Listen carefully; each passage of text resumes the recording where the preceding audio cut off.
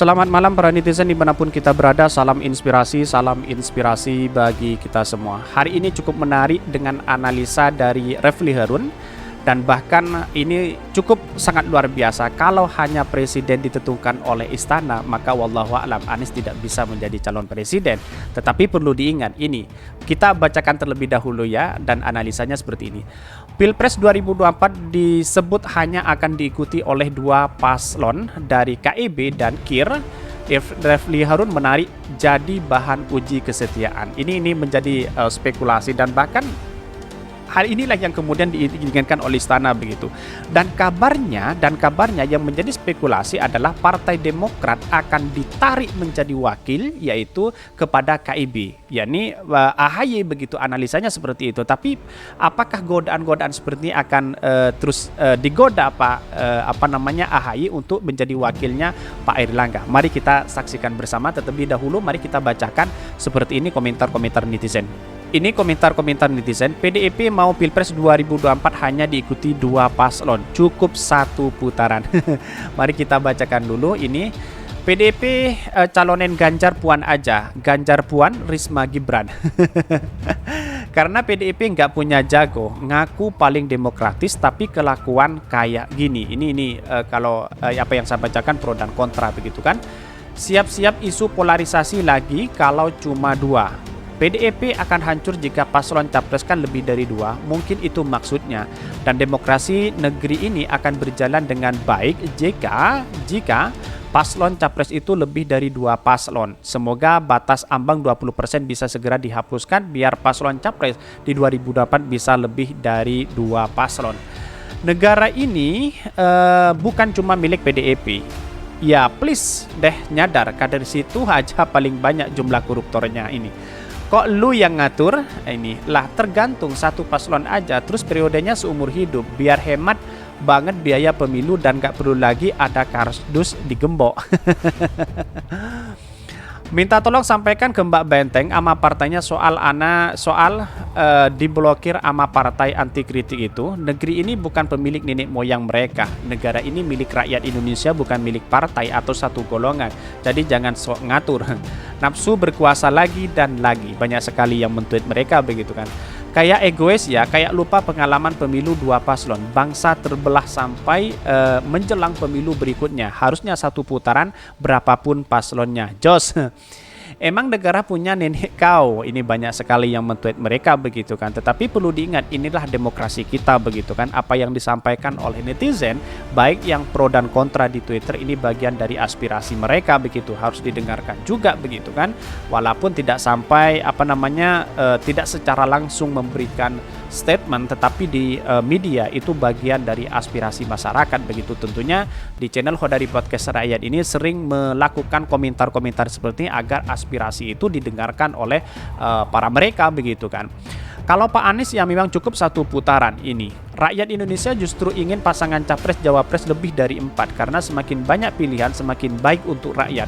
Dengan banyaknya pilihan, rakyat punya kesempatan memilih pemimpin yang berkualitas, berintegritas, dan berkelas, bukan pemimpin polesan atau pencitraan. Sangat luar biasa sekali ya ini dari Twitter begitu kan. Pak Ganjar wakil Pak Ridwan Kamil, Pak Anies. Katanya demokrasi, tapi paslon mereka yang atur. Demokrasi apa? Benderanya ngederet itu warna merah. Kalian bisa berencana namun ingat Allah Subhanahu wa taala yang Maha menentukan. Kalau kader Benteng bagus, kenapa takut capresnya banyak? Artinya mereka nggak punya capres layak untuk dipilih rakyat. Kalau kamu yang ngatur negeri ini, biar kalian bisa menentukan siapa yang menang, apapun yang raih dengan kecurangan hasilnya akan melahirkan ketidakadilan. Karena energi mereka habis menutupi kecurangan itu. Betul, karena memang selama ini ya kalau permainan licik dan curang bisa jadi ya seperti itu begitu kan, mengarah kepada koruptor besar-besaran dan sebagainya. Dia ngatur-ngatur segala, nggak siap kalau ada paslon capres lebih dari satu, seru, atau ada paslon capres jawapres lebih dari satu. Inilah kemudian kepanikan bagi istana menurut saya pribadi dan para oligarki yang membisarkan hal-hal seperti ini yang punya kepentingan besar begitu kan. Ini sangat luar biasa sekali. Dan bahkan di beritanya seperti ini. Ini beritanya dari analisa dari Refli Harun, mari kita simak bersama. Pilpres 2024 disebut hanya akan diikuti oleh dua paslon dari KIB dan KIR atau Refli Harun. Aryani Refli Harun menarik jadi bahan uji kesetiaan. Dikutip dari Winyos Orti Jakarta, pakar hukum tata negara Refli Harun menyoroti terkait isu calon dari pihak oligarki yang telah menggerakkan semua lembaga survei, dan bahkan apakah ini terjadi atau tidak, tetapi ini sangat menarik begitu kan. Disebutkan bahwa pemilihan presiden atau Pilpres 2024 hanya diikuti dua pasangan calon, yakni dari Koalisi Indonesia Bersatu dan Koalisi Indonesia Raya. Bahkan dalam hal ini disebutkan dalam tayangan videonya dilakukan secara live itu, Refli Harun mengatakan bahwa itu menjadi pemberitaan yang sangat menggemparkan, dan yang bikin gempar itu adalah sosok dari dua pasangan calon tersebut. Wow, cukup menarik begitu ya. Jadi istilahnya kalau hal seperti ini terjadi ya wallahu alam, dengarnya sih ada yang menjadi spekulasi apa yang disampaikan oleh Refli Harun ini begini. Mengapa PKS, Partai Nasdem dan Demokrat itu sering dijegal, sering diobok-obok agar supaya pencalonan Anies Baswedan ini gagal, begitu kira-kira. Dan bahkan dalam analisa Refli Harun dinyatakan bahwa ketika Demokrat akan bergabung ke KIB, kalau dia istana menginginkan dua calon, anggaplah katakan seperti ini. PDIP atau Prabowo dengan Puan, atau Airlangga dengan dengan Demokrat atau dengan AHY, wakilnya AHY. Kalau ini terjadi wallahu a'lam, maka yang menjadi oposisi yaitu adalah Partai PKS dan Partai Nasdem begitu. Kedua ini begitu. Karena apa? Karena masih belum jelas hari ini begitu. Karena apa? Karena kalau dimainkan ya di istana, dimainkan seperti itu, Prabowo dan Puan, Pak Airlangga dengan SBY dengan Pak AHY, maka otomatis walaupun Pak Airlangga kalah misalnya, maka otomatis AHY juga menjadi menteri, Pak Airlangga juga menjadi menteri begitu. Tidak ada yang dirugikan begitu kan. Kira-kira kalau di istana menginginkan seperti itu. Karena apa yang dianalisa Refli Harun ini juga masuk akal juga begitu. Karena beberapa bocoran bahwa inilah yang menjadi spekulasi hari ini begitu kan. Maka Anies bisa dikatakan gagal untuk nyapres di 2024 karena memang sudah terhalang tembok besar, yaitu presidensial 20% presidensial threshold begitu kan. Ini yang menjadi catatan penting. Bahkan Surya Paloh lagi memutar balikkan bahwa ini harus berkoalisi begitu kan. Berkoalisi dengan siapa begitu ya. Kalau Demokrat dengan KIB ya hanya menjadi dua begitu kan, yakni PKS dengan dengan Nasdem. Lantas bagaimana kalau gabung dengan PKB begitu? Kalau bergabung dengan PKB itu sudah dijegal dengan berbagai hal begitu. Apalagi dengan kardus durian, terus kemudian dengan ini, dengan itu begitu. Inilah yang kemudian ditakut-takuti hal seperti itu. Kalau Caimin berani menjadi wakilnya Anies Baswedan ya nggak menjadi masalah. Karena ini adalah pertarungan politik hari ini begitu kan. Ini harus publik bisa menilai sendiri begitu. Inilah yang kemudian Anies dijegal dengan itu begitu. Ada berita ngeri-ngeri sedap yang mengemparkan tentunya ketika kader PDIP ini yang memang nyeleneh selama ini, yakni Betor Suryadi mengungkapkan terhadap dua rekayasa Pilpres 2024 yang menampilkan dua paslon dari Koalisi Indonesia Baru KIB dan Koalisi Indonesia Raya KIR. Betor ungkap rekayasa Pilpres 2024 menampilkan dua paslon dari KIB dan KIR. Siapa mereka? Ujar Refli Harun melalui video di akun YouTube pribadinya.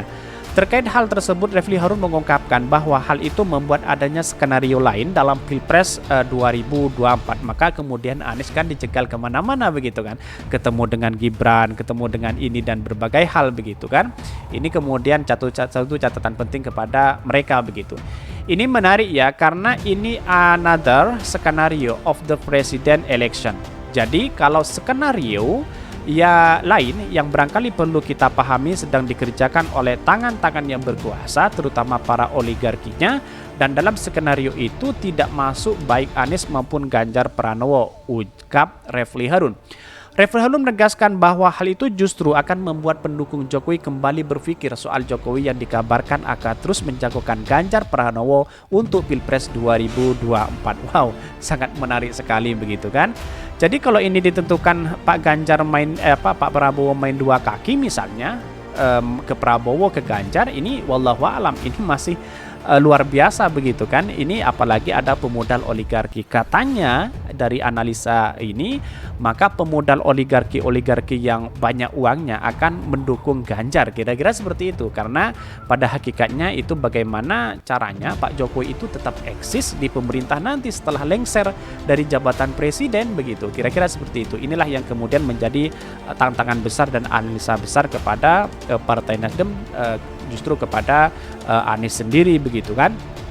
Maka jalan satu-satunya ya Pak Anies harus berganding dengan oposisi, dengan koalisi kalau Demokrat tidak mau. Tetapi embel-embel ini yang kemudian menjadi penting. Maka yang menjadi koalisi nanti, oposisi nanti Partai Nasdem dan dengan PKS. Kalau Pak Airlangga dengan Pak Ganjar dengan dengan AHY, wallahu alam, ini semuanya kue-kue di istana, kue-kue jabatan kekuasaan pasti akan diberikan. Entah P3 dapat, PAN dapat, Golkar apalagi PKB, apalagi dengan yang lain. Karena ini sangat bagus sekali kalau kita telusuri bersama untuk melihat kondisi hari ini di istana begitu kan. Ini juga untuk menguji kesetiaan kepada kader-kader Jokowi atau pengagum Presiden Jokowi yang berpikir bahwa Jokowi pasti akan menjagokan Ganjar Pranowo. Jika ada grup-grup, ada kelompok-kelompok yang barangkali lebih berkuasa dalam menentukan siapa menjadi calon presiden dan wakil presiden, tandasnya Rafli Harun. Inilah yang kemudian yang ditakuti para mereka begitu. Ini hanya bocoran dan analisa, bisa jadi terjadi begitu kan apa yang disampaikan oleh Rafli Harun ini. Tetapi analisa saya juga sama dengan seperti itu. Anies Baswedan dijegal dengan berbagai hal. Bahkan PKS karena dia tidak mau dengan iming-iming 2 menteri, uang banyak, akhirnya kembali kepada Partai Demokrat hari ini. Apakah mau dengan godaan seperti itu? Wallahu alam. Inilah politik begitu. Tetapi kalau situasi dan kondisi hari ini, kalau Demokrat mau, ya tamatlah Anies Baswedan. Kira-kira seperti itu. Mungkin itu yang kami sampaikan. Tonton terus channel Hodari Podcast Rakyat ini karena ada berita-berita menarik dan viral setiap harinya. Salam para netizen, salam inspirasi. Salam inspirasi bagi kita semua. Jangan lupa di subscribe channel YouTube Hodari Podcast Rakyat ini.